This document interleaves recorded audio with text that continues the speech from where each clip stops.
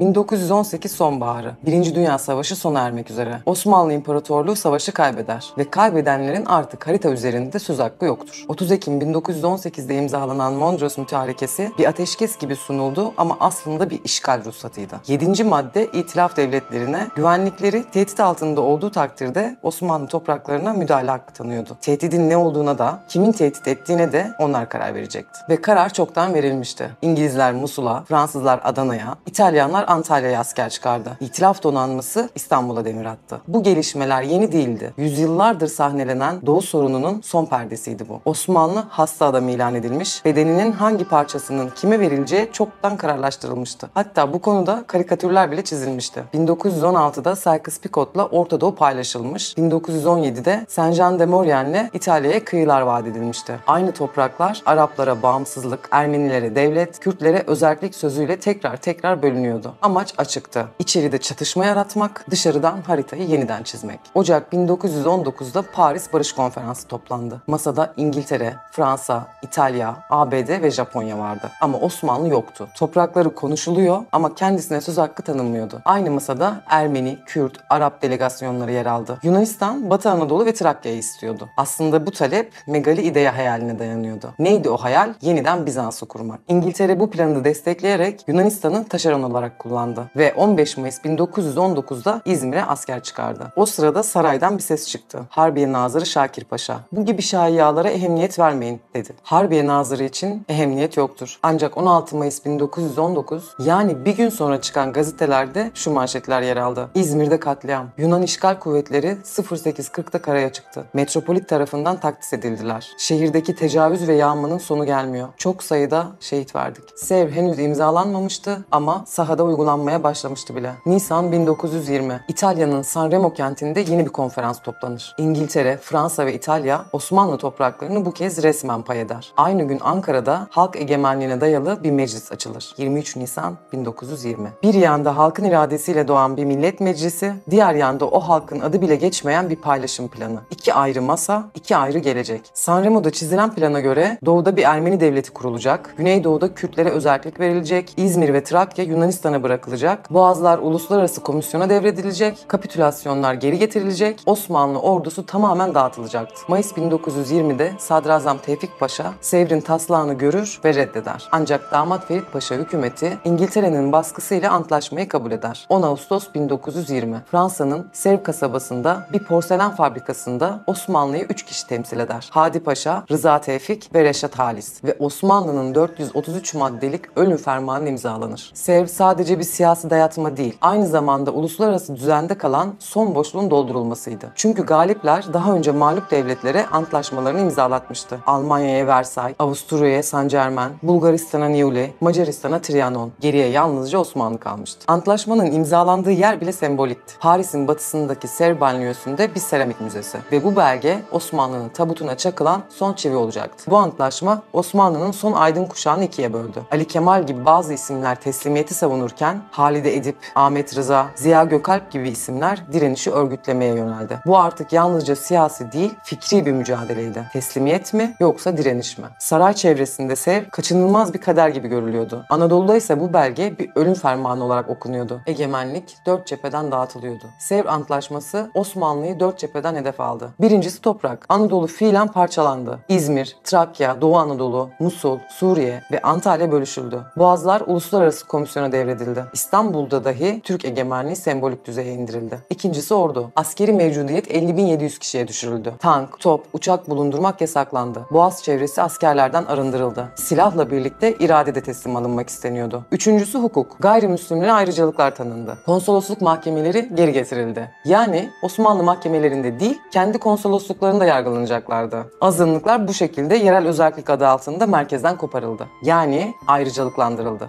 Dördüncüsü ekonomi. Kapitülasyonlar yeniden yürürlüğe sokuldu. Yabancılar vergi dışı tutuldu. Yani vergi ödemeyeceklerdi. Gümrük denetiminden muaf bırakıldı. Duyun-u Umumiye yeniden kurularak Osmanlı'nın gelir kaynakları yabancıların eline geçti. Yani Sevr bir barış metni falan değil, bir devletin içeriden çökertilme planıydı. Osmanlı'nın mirası tasfiye ediliyor, egemenlik dış müdahaleye açılıyordu. 1913 Londra ve Atina Antlaşmalarındaki Ege Adaları düzenlemesi geçerli sayıldı. 1912'de Uşa Antlaşması'yla İtalya'ya geçici olarak bırakılan 12 adanın Yarımada'nın mülkiyeti kalıcı olarak devredildi. Böylece Anadolu çevresindeki tüm stratejik bölgeleri kaybetti ve Türk tarafının müdahale hakkı bile tanınmadı. Sevr'in 88 ve 89. maddeleri Doğu Anadolu'da bir Ermeni devleti kurulmasını öngörüyordu ve bu devletin sınırlarını Amerika Birleşik Devletleri Başkanı Wilson çizecekti. Bu harita silahların gölgesinde hazırlandı. Etnik yapı, tarihsel bağlar, nüfus verileri yok sayıldı. 19 Mayıs 1919'da Samsun'a çıkan Mustafa Kemal Paşa meşruiyetini saraydan değil halktan alacaktı. Erzurum ve Sivas kongreleri bu halk örgütlenmesinin ilk adımları oldu ve nihayet 23 Nisan 1920'de Türkiye Büyük Millet Meclisi açıldı. Ankara artık yalnızca bir şehir değil, bir bağımsızlık hareketinin merkeziydi. Meclis yasa yaptı, ordu kurdu, cephe yönetti ve en önemlisi Sevr'i reddetti. Sevr'in dayattığı harita cephede birer birer parçalandı.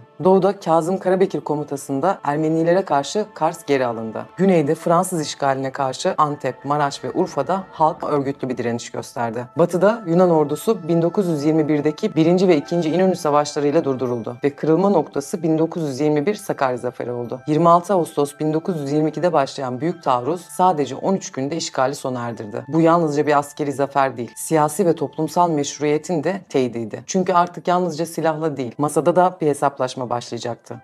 Diplomasi. 11 Ekim 1922 Mudanya Mütarekesi imzalandı. Anlaşmaya göre İstanbul, Boğazlar ve Doğu Trakya boşaltılacak. Ankara hükümeti resmen muhatap alınacaktı. Artık sahnede İstanbul değil, Ankara vardı. Saray hükümeti tasfiye edilmiş, egemenliğin merkezine halk iradesi geçmişti. Bu mütareke yalnızca bir ateşkes değil, uluslararası siyasette Ankara'nın tanındığı ilk diplomatik devrimdi. Lozan'da artık konuşacak tek meşru taraf belliydi. Türkiye Büyük Millet Meclisi. Lozan Barış Konferansı için Türkiye Büyük Millet Meclisi bir heyet oluşturdu. Başkan İsmet Paşa. Cephede komuta ettiği orduyu şimdi diplomasi masasında temsil edecekti. Ama bu heyet yalnızca bir dışişleri kurulu değildi. Arkasında meclisin yetkisi vardı. Her madde için Ankara'ya telgraf çekildi. Her karar meclisten geçti. Lozan süreci boyunca Ankara ile Lozan arasında 1600'den fazla telgraf gönderildi. Bu klasik bir diplomasi değil. Halk egemenliğinin uluslararası müzakereye yansımasıydı. İtilaf devletleri bu meşruiyeti baltalamak için İstanbul hükümetini de Lozan'a çağırdı. Ama meclis bunu önceden gördü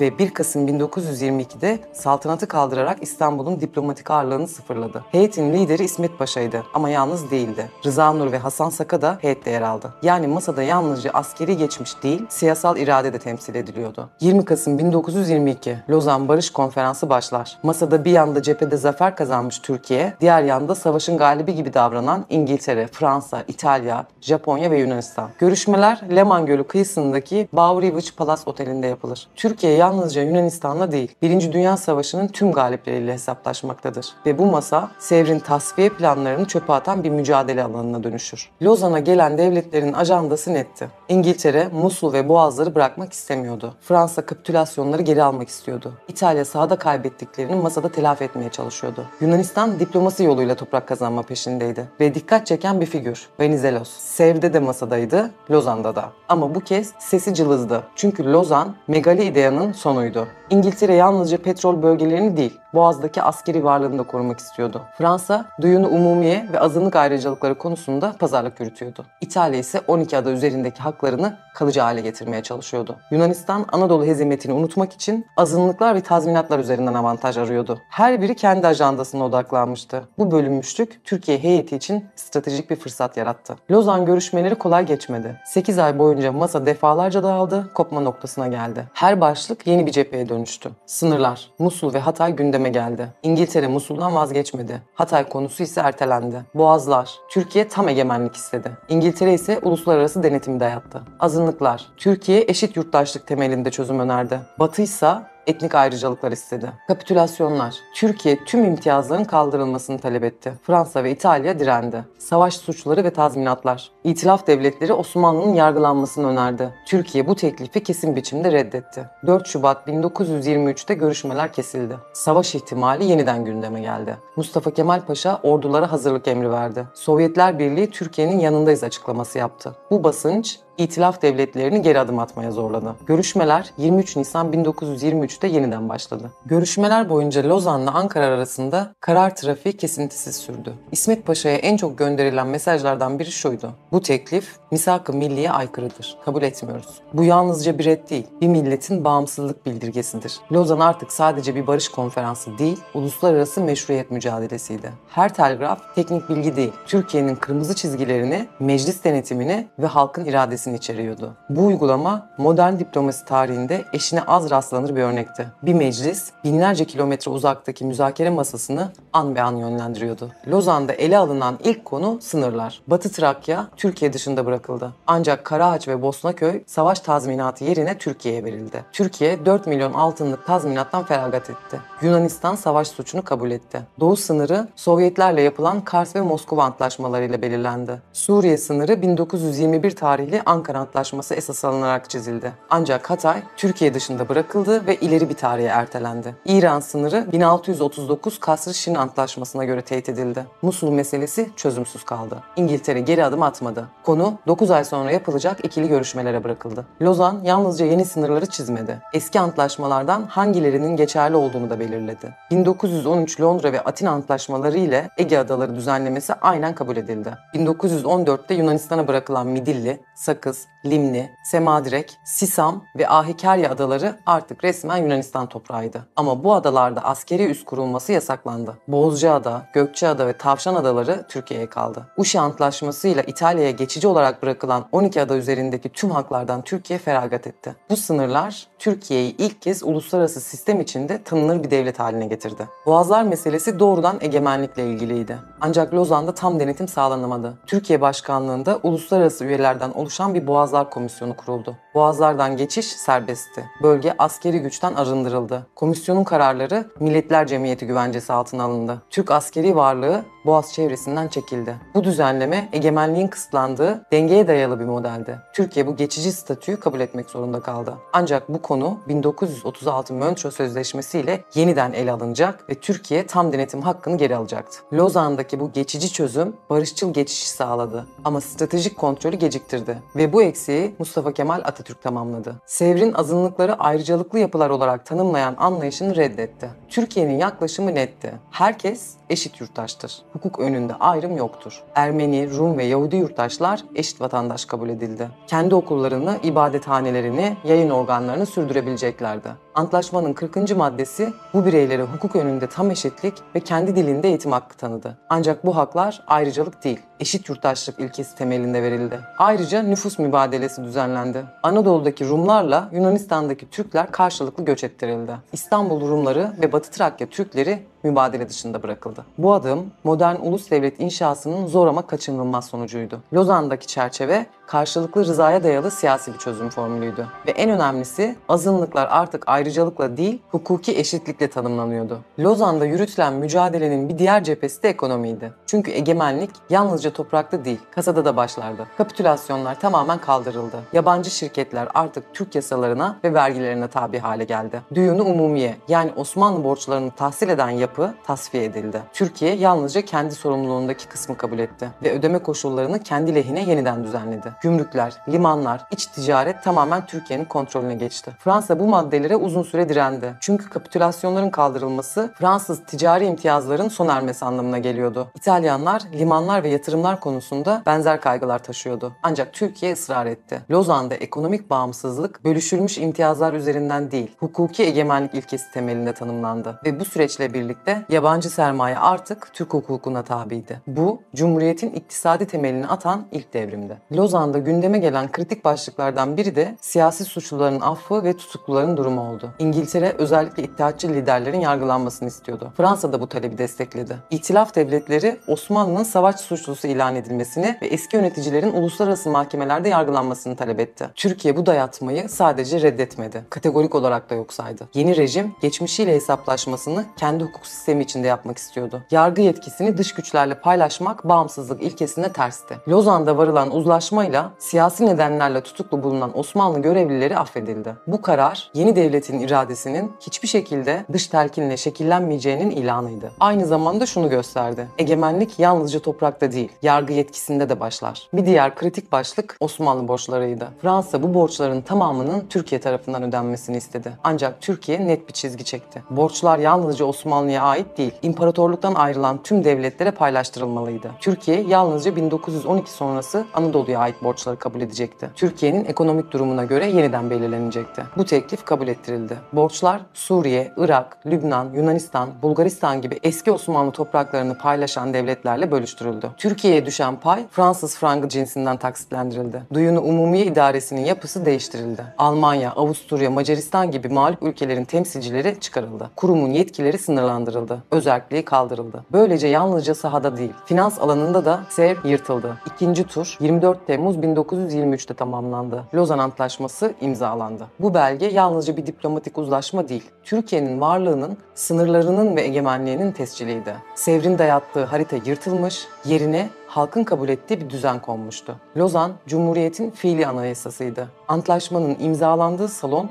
bir halkın 100 yıllık mücadelesinin yazıya döküldüğü mekandı. Ancak antlaşma hemen yürürlüğe girmedi. Uluslararası hukuk gereği her ülkenin kendi meclisinde onaylanması gerekiyordu. Türkiye 23 Ağustos 1923'te, Yunanistan 25 Ağustos 1923'te, İtalya 12 Mart 1924'te, Japonya 15 Mayıs 1924'te, Birleşik Krallık ise 16 Temmuz 1924'te imzaladı. Tüm onaylar tamamlandıktan sonra belgeler Paris'e teslim edildi. 6 Ağustos 1924'te Lozan Antlaşması resmen yürürlüğe girdi. Artık Sevr sadece geçersiz değil, tarihin çöplüğündeydi. Lozan kusursuz değildi. Musul alınamadı, Hatay sınır dışında kaldı. Boğazlarda ilk başta tam egemenlik sağlanamadı. Ama tüm bu eksiklere rağmen Türkiye savaştan yeni çıkmış bir halkın iradesiyle dünyanın en büyük imparatorlukları karşısında bu antlaşmayı kazanarak çıktı. Çünkü bu belge yalnızca Osmanlı'yı sona erdirmiyor, Türkiye Cumhuriyeti'nin uluslararası meşruiyetini ilan ediyordu. Eksikler sonradan giderildi. Boğazlar 1936'da Montreux Sözleşmesi ile Türkiye'nin denetimine geçti. Mustafa Kemal'in benim şahsi meselem dediği Hatay,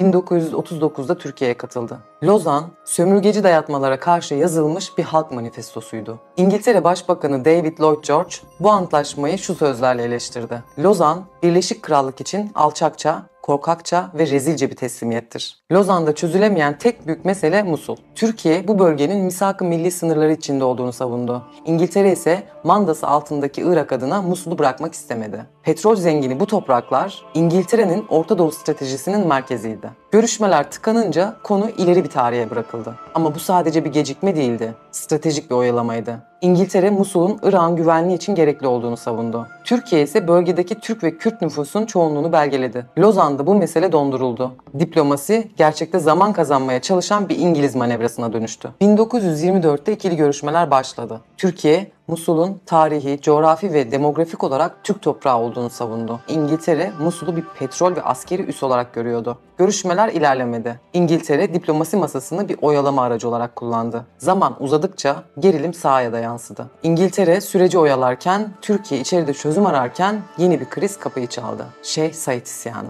Şubat 1925'te Doğu Anadolu'da Şeyh Said isyanı patlak verdi. İsyan Musul sınırına yakın bölgelerde başladı. Türkiye iç karışıklıkla boğuşurken İngiltere bu durumu hemen kendi lehine çevirdi. İç güvenliği sarsılmış bir ülkenin dış politikada toprak talep etmesi daha da zorlaştı. Bu, Musul üzerindeki Türk tezini zayıflattı. Şeyh Said isyanı Musul'u kaybetmemize sebep oldu. Zamanlaması tesadüf değildi. Ankara, Musul için diplomatik bir çözüm ararken saha bilinçli bir şekilde karıştırılıyordu. İngiltere bu isyanı koz olarak kullandı. 28 Haziran 1926, Türkiye, İngiltere ve Irak Krallığı arasında Ankara Antlaşması imzalandı. Musul resmen Irak'a bırakıldı ve bu mesele tam anlamıyla kapanmadı. Musul'un statüsü hala bölgesel politikaların merkezindedir. Lozan yalnızca Türkiye için değil, dünya sistemi içinde yeni bir eşikti. Çünkü ilk kez bir halk emperyalist bir planı yırtıp yerine kendi iradesini tanıtan bir belgeyi kabul ettirdi. Sovyetler Birliği bu barışı destekledi. Lozan'ı anti-emperyalist direnişin örneği olarak ilan etti. Asya ve Afrika'daki sömürge halkları Lozan'ı bir umut ve model olarak gördü. Amerika Birleşik Devletleri Lozan'ı imzalamamıştır ya da tasdik etmemiştir diyenler var. Tıpkı 2023'te Lozan sona erecek diyenler gibi.